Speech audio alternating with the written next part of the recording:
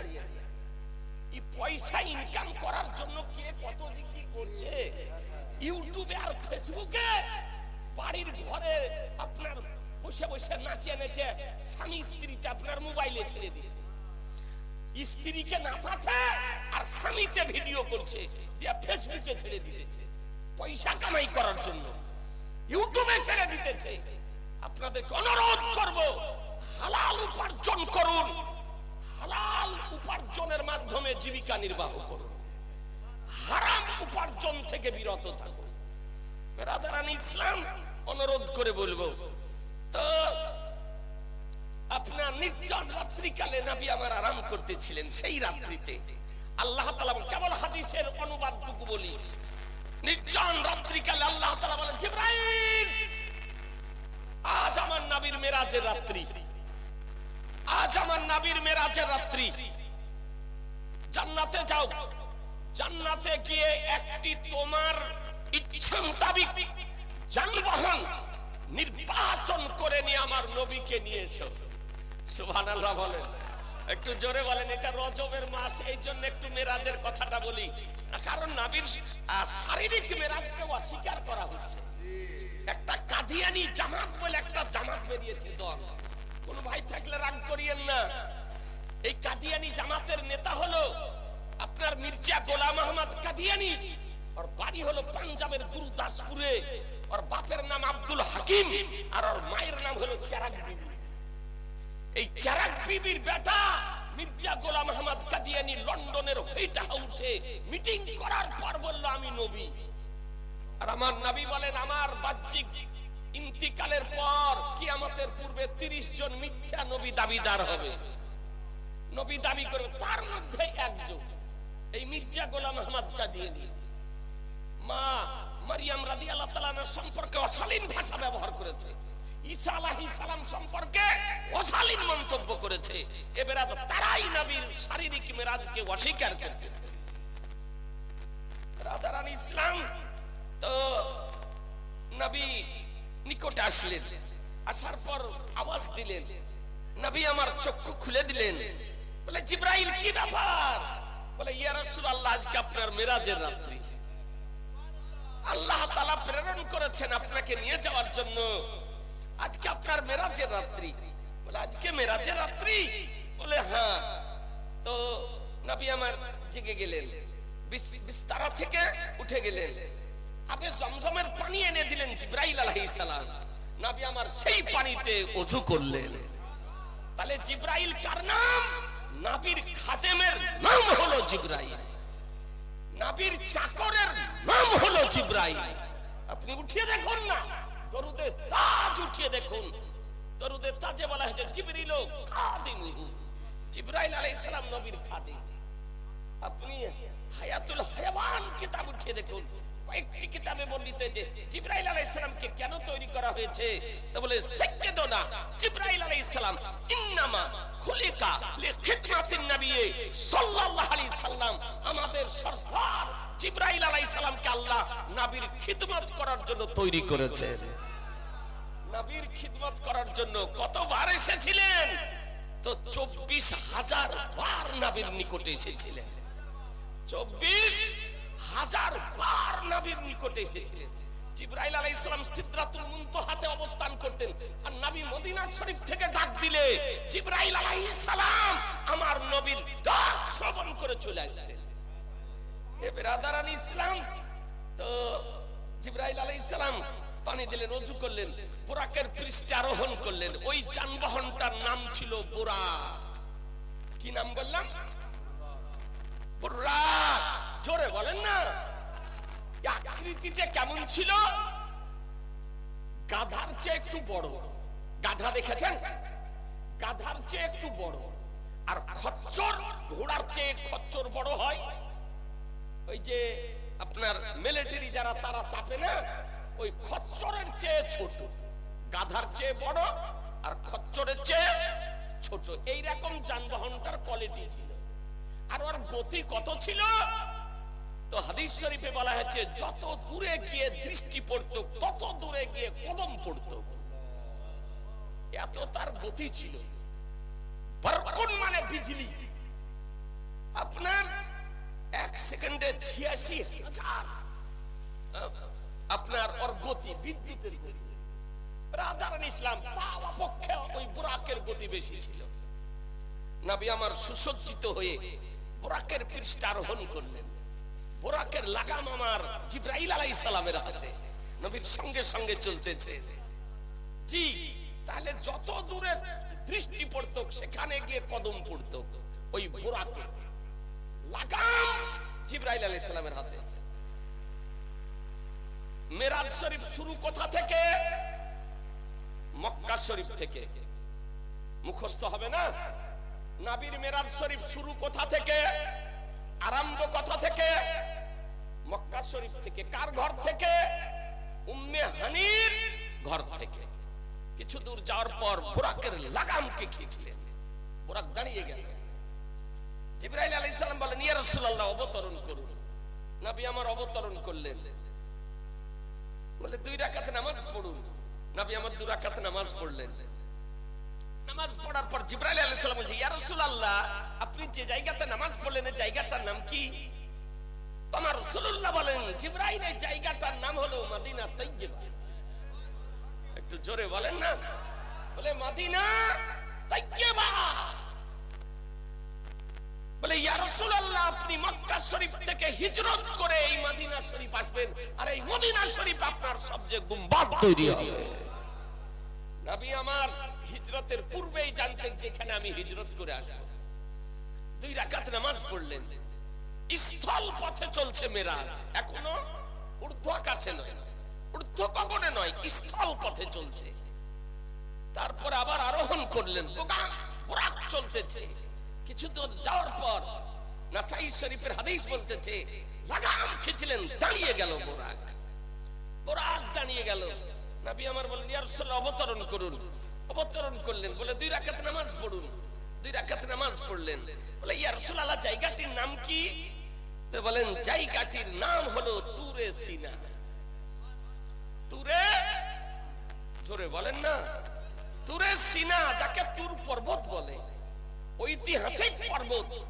যে তুর সিনা, তুরে সিনাতে হযরত মুসা কালিমুল্লাহ আলাইহিস সালাম আল্লাহকে দেখার জন্য গিয়েছিলেন। নিচে আল্লাহকে দেখার জন্য গিয়েছিলেন। রব্বুল আলামিন বলেন, লান তারানি, মুসা তুমি আমাকে দেখতে পাবে না। আর মুসা আলাইহিস সালাম বলেন, আরিনি আরিনি ইয়া লাহুল আলামিন, আমাকে দেখা দাও, আমাকে দেখা দাও, আমি দেখতে চাই। তো রব্বুল আলামিন বলেন, মুসা তুমি যখন দেখতে চাও এক কাজ করো, 40 দিন রোজা রাখো। রোজা রেখে তুর পর্বতে যাও, আর আমি নূরের তাজাল্লি প্রদান করব। যদি ওই নূরের তাজাল্লি দেখে সহ্য করতে পারো, ধৈর্য ধরতে পারো, বরদাস্ত করতে পারো, তারপরে তখন তুমি আমাকে দেখার কথা পরে বলিও, ইচ্ছা প্রকাশ পরে করিও। তো হযরত মুসা কালিমুল্লাহ আলাইহিস সালাম আল্লাহকে দেখার জন্য 40 দিন রোজা রেখে, রোজা রাখা অবস্থায় উনি ভাবলেন একাই যাব। তো 40 জন ব্যক্তিকে সঙ্গে নিলেন। 40 জন ব্যক্তিকে সঙ্গে নিলেন। 40 জন ব্যক্তিকে সঙ্গে নিয়ে আসতেছেন মুসা কালিমুল্লাহ আলাইহিস সালাম। রব্বুল আলামিন বলেন, মুসা 3 কিলোমিটার দূরে আমাদেরকে রেখে দাও, সঙ্গে নিয়ে যেও না তুর পর্বতে, তুর পর্বতের কিনারাতে নিয়ে যাও না, 3 কিলোমিটার দূরে রেখে দাও। তো মুসা কালিমুল্লাহ আলাইহিস সালাম ওদেরকে 3 কিলোমিটার দূরে রেখে দিয়েছিলেন, তোমরা এখানেই দাঁড়াও, আমি যেতেছি তুর পর্বতে। যখন তিনি উপস্থিত হলেন, আল্লাহ তাআলা তুর পর্বতের চতুর্দিকের পশু পক্ষী জীব জন্তু পিপিলিকা সবকে সরিয়ে দিয়ে, সব সরে যাও, খালি করে দাও, খালি করে দাও, তুর পর্বতে নূরের তাজাল্লি প্রদান করা হবে। মুসা আলাইহিস সালাম একাই দাঁড়িয়ে আছেন। যেমন রব্বুল আলামিন তাজাল্লি প্রদান করলেন, খররা মুসা সাইকা। তো মুসা আলাইহিস সালাম ওই তুর পর্বতের কিনারাতে জমিনে শুয়ে গেলেন, জমিনে শুয়ে গেলেন। এবার আদার ইসলাম কিছুক্ষণ পর তিনি জমিন থেকে উঠলেন, দেখতেছেন তুর পর্বত আর তুর পর্বত নাই, তুর পর্বত নূরের তাজাল্লিতে পুড়ে ভস্ম হয়ে গিয়েছে, মুসলমান সুরমাতে পরিণত হয়ে গিয়েছে। মুসা আলাইহিস সালাম ফিরে আসতেছিলেন, 40 জন ব্যক্তিকে রেখে গিয়েছিলেন, তারা একটু ভিতরে প্রবেশ করার জন্য 40 জনই ইন্তিকাল করে গিয়েছে। 40 জন ইন্তিকাল করে গিয়েছে। তো মুসা আলাইহিস সালাম চিন্তা করেন, আল্লাহ এদের বাড়ি থেকে এদেরকে সঙ্গে নিয়ে এসেছিলাম, আমি একাই কেমন করে যাব, এদের বাড়িতে গিয়ে উত্তর কেমন করে দেব, তাদের পরিবার বর্গের প্রশ্নের উত্তর কেমন করে দেব, আল্লাহ তুমি এদেরকে জীবিত করে দাও। আল্লাহ এদেরকে সঙ্গে নিয়ে এসে সঙ্গে যেন নিয়ে যেতে পারি। যেমন আল্লাহর দরবারে দোয়া করলেন, আল্লাহ তাআলা দোয়া কবুল করে নিয়ে ওই মৃত 40 জন ব্যক্তিকে জীবিত করে দিয়েছিলেন। আপনি বুঝতে পারলেন তুরে সিনা। ওখান থেকে আবার রওনা হলেন, কিছু দূর যাওয়ার পর আবার বুরাকের লাগামকে খিঁচলেন, বুরাক দাঁড়িয়ে গেল, অবতরণ করলেন, বলেন 2 রাকাত নামাজ পড়ুন। 2 রাকাত নামাজ পড়লেন, বলে এই জায়গার নাম কি ইয়া রাসূলুল্লাহ? বলেন এই জায়গার নাম হলো বাইতুল লাহাম। কি নাম বললাম? মুখস্থ করলেন, বাইতুল লাহাম। বাইতুল লাহাম কাকে বলে? যে স্থানে হযরত ঈসা আলাইহিস সালাম মায়ের কোলে এসেছিলেন। ঈসা আলাইহিস সালাম মায়ের কোলে এসেছিলেন, ওই জায়গাটাকে বলা হয় আপনার বাইতুল লাহাম। ওনার পিতা ছিল না, মা মারিয়াম রাদিয়াল্লাহু তাআলা না। কোরআন শরীফের 114টি সূরার মধ্যে একটি সূরা একজন মহিলার নামে অবতীর্ণ হয়েছে, সেটাই হলো সূরা মারিয়াম। ঈসা আলাইহিস সালাম মায়ের কোলে এসেছিলেন ওই বাইতুল লাহামে। আপনার মা নিয়ে গ্রামে আসলেন, যে ঈসা আলাইহিস সালাম মাহাদ অবস্থায়, শিশু অবস্থায়, দুগ্ধ পান করা অবস্থায় মায়ের কোল থেকে মস্তক উঠিয়ে গ্রামবাসীদের প্রশ্নের উত্তর দিয়েছিলেন। জি, ঈসা আলাইহিস সালাম মায়ের কোল থেকে উত্তর দিয়েছিলেন, ইন্নী আব্দুল্লাহ, নিশ্চয় আমি হলাম আল্লাহর বান্দা। আতানিয়াল কিতাব, আল্লাহ আমাকে কিতাব দান করেছেন, ওয়া জালানি নাবিয়্যা, আমাকে নবী করে প্রেরণ করেছেন। নবী করে প্রেরণ করেছে। এই পাগলের দল, তার কাটার দল, ব্রেন্টালের দল বলতেছে নবী 40 বছরে নবী হয়েছে। জি, যদি ঈসা আলাইহিস সালাম নবী হয়ে পৃথিবীতে আসেন, তা আমাদের নবী 40 বছরে নবী হয়েছেন। কথা বলতে হবে যে না, নবী হয়ে এসেছেন। আমাদের নবী নবী হয়ে এসেছেন। সুন্নি জামাতের বিশ্বাস, আমাদের নবীকে আল্লাহ নবী করে তৈরি করেছেন, নবী করে প্রেরণ করেছেন, নবী হয়ে পৃথিবীতে এসেছেন, আর 40 বছর বয়সে নবুয়ত এলান করেছেন, ঘোষণা করেছেন, প্রকাশ করেছেন। প্রকাশ করা আলাদা বিষয়, আর লাভ করা আলাদা বিষয়, এলান করা আলাদা বিষয়, প্রাপ্ত হওয়া আলাদা বিষয়। এ বেরাদারান ইসলাম, আমাদের নবী নবী হয়ে এসেছেন। আপনাদেরকে বলতে চাই, হ্যাঁ, তো ঈসা আলাইহিস সালাম মায়ের কোল থেকে কথা বলেছিলেন এবং জগৎবাসীকে জানিয়ে দিতেন, আমি খোদাও নই, খোদার পুত্র নই, আমি হলাম খোদার বান্দা। আমাকে আল্লাহ নবী করে প্রেরণ করেছেন, কিতাব দান করেছেন।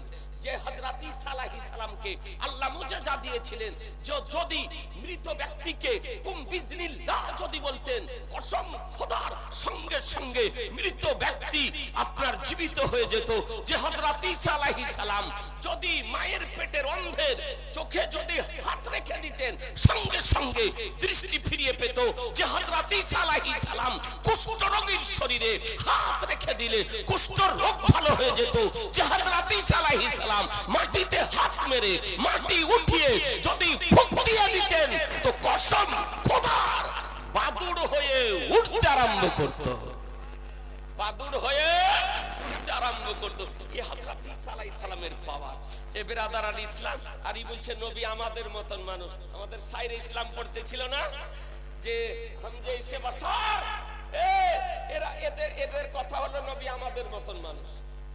জি, আপনি দেখবেন না যে নবীকে আমাদের মতন মানুষ বলবে, আর ওর সঙ্গে দোস্তি, ওর সঙ্গে সম্পর্ক। বেরাদারান ইসলাম, নবীকে আমাদের মতো বলা এটা মুসলমানের ভাষা নয়। আপনি হাদিস উঠিয়ে দেখুন, বুখারী, মুসলিম, তিরমিজি, আবু দাউদ, নাসাই, ইবনে মাজাহ, বাইহাকি, দারমি, দারকুতনি, কানজুল উম্মাল, মুসনাদ আহমদ প্রভৃতি হাদিস উঠিয়ে দেখুন, একটা কোন জয়ীফ হাদিস থেকে প্রমাণ করতে পারবে না কোনদিন কোন সাহাবী নবীকে আমাদের মতো বলেছে। বেরাদারান ইসলামী ভাষাটা হলো আবু জাহালের ভাষা, কাফেরদের ভাষা, নবীকে আমাদের মতো বলা। এ বেরাদারান ইসলাম, তাই আপনাদেরকে বলি, আজকেও যারা দাড়ি রাখার পর, টুপি পরার পর, ছোট ভাইয়ের আপনার ওই পায়জামা পরার পর, তারপরে জুব্বা পরার পর, যারা আজকে 24 নম্বর, যারা নবীকে আমাদের মতো মানুষ বলতেছে, জেনে নিতে হবে আবু জাহালের ভাষা বলতেছে, আবু জাহালের ভাষা। আর কেউ যদি আবু জাহালের ভাষা ব্যবহার করে, ওর দলে যাওয়া চলবে? জোরে বলছেন না যে? ওকে সমর্থন করা যাবে? ওকে মাদ্রাসার শিক্ষক করা চলবে? ওর পিছনে নামাজ পড়া যাবে? ওকে বিহাই বিহান করা চলবে? হিসাব করে করবেন না যে আমার নবীকে বলবে আমাদের মতো মানুষ, আর আপনি সহ্য করে নেবেন? সহ্য করা সম্ভব নয়। এ বেরাদারান ইসলাম, তা আমার নবী নামাজ পড়লেন, নামাজ পড়ে আবার আরোহণ করলেন, গিয়ে সোজা বাইতুল মুকাদ্দাসে গিয়ে হাজির। স্থল পথে চলছে মেরা, স্থল পথে, এখনো উর্দু আকাশে স্থল পথে বাইতুল মুকাদ্দাসে গিয়ে লাগাম খিঁচলেন, বুরাক দাঁড়িয়ে গেল, নবী আমার অবতরণ করলেন। তো দেখতেছেন আদম আলাইহিস সালাম থেকে নিয়ে ঈসা আলাইহিস সালাম পর্যন্ত সমস্ত নবী রাসূলগণ আমার নবীর অপেক্ষাতে দণ্ডায়মান রয়েছেন। মুসলমান নবীর অপেক্ষাতে দাঁড়িয়ে রয়েছেন। আমার নবী আসতেছেন, পয়গম্বর আসতেছেন, নবীর কারণে আল্লাহ তাআলা সব নবীকে ইত্তলা করে দিয়েছেন। আর সমস্ত নবী রাসূল বাইতুল মুকাদ্দাসে এসে হাজির, সশরীরে হাজির। কথা আপনি বুঝতে পারছেন? আচ্ছা, জিবরাইল আলাইহিস সালাম বুরাককে বেঁধে দিলেন। আপনি যদি বাইতুল মুকাদ্দাস কোনদিন জানতে, এখনো দেখতে পাবেন যেখানে জিবরাইল আলাইহিস সালাম বুরাককে বেঁধেছিলেন, যে পিলারটাতে এখনো আছে, বেঁধে দিলেন। মুসাল্লা বিছানো আছে বাইতুল মুকাদ্দাস মসজিদ মেহরাবে। জিবরাইল আলাইহিস সালাম আযান দিলেন, নামাজ কে পড়াবে, ইমামতি কে করবে? সেখানে আদম আলাইহিস সালাম হাজির, ইব্রাহিম আলাইহিস সালাম হাজির, মুসা আলাইহিস সালাম হাজির। কে জানাজা, কে নামাজ পড়বে, নামাজ পড়াবে কে? তো জিবরাইল আলাইহিস সালাম বলেন, ইয়া রাসূলুল্লাহ, ইমামতি আপনি করবেন, নামাজ আপনি পড়াবেন, কারণ আপনি হলেন সাইয়্যিদুল মুরসালিন, মুরসালিনদের সরদার, ইমামুল আম্বিয়া, আপনি নবীগণের ইমাম, সুতরাং নামাজ আপনি পড়াবেন। আর আপনার পিছনে সমস্ত নবী রাসূলগণ নামাজ পড়বে। তাহলে নবী ইমাম, আদম আলাইহিস সালাম মুক্তাদি, নবী ইমাম ঈসা আলাইহিস সালাম মুক্তাদি, নবী ইমাম আইয়ুব আলাইহিস সালাম মুক্তাদি, নবী ইমাম জাকারিয়া আলাইহিস সালাম মুক্তাদি, নবী ইমাম ইয়াকুব আলাইহিস সালাম মুক্তাদি, নবী ইমাম ইউসুফ আলাইহিস সালাম মুক্তাদি, নবী ইমাম মুসা আলাইহিস সালাম মুক্তাদি, নবী ইমাম আজকে আপনার ইউনূস আলাইহিস সালাম মুক্তাদি, নবী ইমাম ঈসা আলাইহিস সালাম মুক্তাদি। মুসলমান সব নামাজ পড়লেন। এবার বলুন ব্রাদার ইসলাম, যে নবীগণ নবীর পিছনে নামাজ পড়লেন বাইতুল মুকাদ্দাসে, একাধিক রিওয়ায়াত থেকে প্রমাণিত। নবী আমার বলেন যে আমি মেরাজের রাত্রিতে দেখে, মুসলিম শরীফে হাদিস শরীফ বর্ণিত হয়েছে, নবী বলেন রাইতু মুসা ইউসাল্লি ফি কবরিহি কায়মা, আমি মেরাজের রাত্রিতে দেখলাম মুসা আলাইহিস সালাম কবরে দাঁড়িয়ে দাঁড়িয়ে নামাজ পড়ছে। কথা বুঝতে পারলেন? তাহলে নবীগণ নামাজ জীবিত মানুষ পড়ে না মৃত মানুষ? কথা বলতে হবে, জোরে বলেন। জীবিত মানুষ। তাহলে নবীগণ জীবিত না মৃত? জোরে বলেন না, একটু হাত তুলে বলেন না, দুই হাত তুলে। নবীগণ জীবিত, এটা আমাদের আকীদা, এটা প্রমাণ হয় যে মৃত মানুষ কোনদিন নামাজ পড়ে না, জীবিত মানুষ নামাজ পড়ে। তাই তো নবীর পিছনে সমস্ত নবীগণ নামাজ পড়লেন। এটা সুন্নি জামাতের আকীদা। এ ব্রাদার ইসলাম বিশ্বাস, হানাফি, শাফি, মালিকি, হাম্বলি চার মাযহাবের এটা বিশ্বাস যে নবীগণ হলেন জীবিত। আমাদের নবী হায়াতুন নবী। নবীগণের দেহ নষ্ট হয় না, নবীগণের দেহ মাটিতে খেতে পারে না, নবীগণের কাফন নষ্ট হয় না। নবীগণ ইন্তিকাল করার পূর্বেও যেমন থাকেন, ইন্তিকাল করার পরেও তেমন থাকেন। আজকে মাদ্রাসার জালসা দাস্তারবন্দি, একটা দিন তো আমাকে দেখি। সুবহানাল্লাহ, আমাদের নবী জীবিত, একটা হাদিস শোনাবো। আমাদের সপক্ষে যে নবী হাদিস কি বলে, হাদিস কি বলে একটা বলবো হাদিস। এরা হাদিস খুঁজে পাইলে, এদের চোখে পড়ে না, চোখে সুঝে না, দেখতে পাই না, দৃষ্টিগোচর হয় না। ও মরার স্বপ্ন দেখতেছে গো, এই শুয়ে শুয়ে ঘুমন্ত অবস্থায় মরার স্বপ্ন দেখছে, বলছে নবী মরে গিয়েছে। শুধু মরা নয়, এদের গুরু ইসমাইল দেহলভি তাকবিয়াতুল ঈমান কিতাবে 42 পৃষ্ঠায় লিখেছে, নবী মরকর মিট্টি মে মিল গয়া, নবী মরে মাটির সঙ্গে মিশে গিয়েছে। নাউজুবিল্লাহ, নবী মরে মাটির সঙ্গে মিশে গিয়েছে। ওদের আকীদা মরা, কথা বুঝতে পারছেন? সুন্নি জামাত বাদ দিয়ে, নাম কাহরির বলতে চাইছি না, যত রকমের নতুন নতুন নামে দল বেরিয়েছে, নাম শুনতেছেন। কেউ হাঁড়ি নিয়ে দৌড়ছে, জি, কেউ পতাকা নিয়ে দৌড়ছে, কেউ আবার এইরকম করে হুজ্জুতি করে হাত বাঁধছে, তারপর আবার কেউ একদাড়ে হাত পাকে পেট করে দিচ্ছে, জি। এই যত রকমের নতুন নতুন দল বেরিয়েছে, এদের আকীদা নবী মরা, মরে গিয়েছে। এই বেটা কথা বলে না, শুনো, বলে জিন্দা। আমাদের আকীদা। আচ্ছা হাদিস আছে না নাই বলবে একটা হাদিস? জোরে বলছেন না কেউ? বলবো। দেখেন এই জুব্বার পাগড়ি বাবদ একটা ভাই 5000 টাকা দেন। হাদিসটা আপনাকে শোনাই, মাত্র 5000 টাকা। আপনি 1 মাস পরে দিন, না হলে দরকার হলে 2 মাস পরে দিন। ওলামায়ে কেরামগণ যাবে যে আপনার কাছ থেকে নিয়ে আসবেন, কোন একটা যুবক, তরুণ, ব্যবসায়িক, চাকরিজীবী, কোন একটা ভাই, কমিটির হোক আর বে কমিটির, মাত্র 5000 টাকা একটা ভাই দেন। আপনাকে একটা হাদিস শরীফ শুনিয়ে দিই। নাই কোন একটা ভাই ছেলের জন্য খরচ করেন, মেয়ের জন্য খরচ করেন, বিবির জন্য খরচ করেন, আপনার বাবা মার নামে আমার রাসূলুল্লাহ সবচেয়ে গুম্বাদের দোহাই দিয়ে বলি মাত্র 5000 টাকা।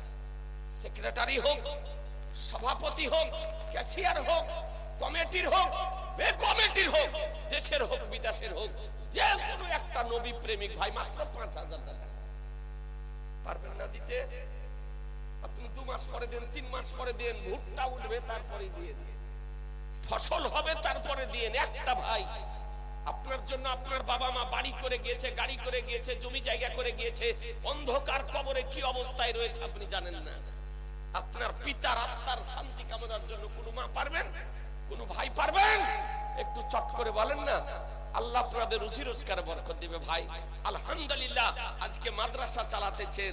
বলা হয়েছে যে গ্রামে তলেবে ইলম থাকে, যে গ্রাম দিয়ে তলেবে ইলম হেঁটে যায়, ওই গ্রামের আল্লাহ তাআলা 40 দিনের বালা মুসিবতকে দূর করে দেন। মুসলমান 40 দিনের বালা মুসিবতকে দূর করে দেন।